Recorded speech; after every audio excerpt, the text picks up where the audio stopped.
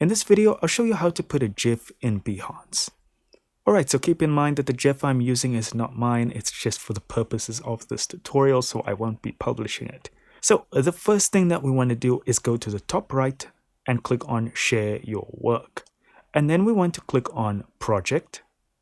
Alright, now all you need to do is, you don't even have to worry about the Add Content section, just drag and drop your GIF into Behance. And it'll immediately recognize it and start uploading.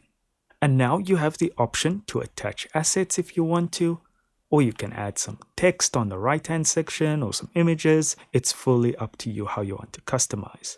But if everything is already done, you can just hit continue, and here you'll see you have the option to upload a cover image. Make sure it fits these size specifications, and then you need to fill out your project title, tags, the tools you used, so what software, what is the category of this, who can see it, though if you're not on the paid plan, it has to be everyone, and then mark if your content is adult content or not.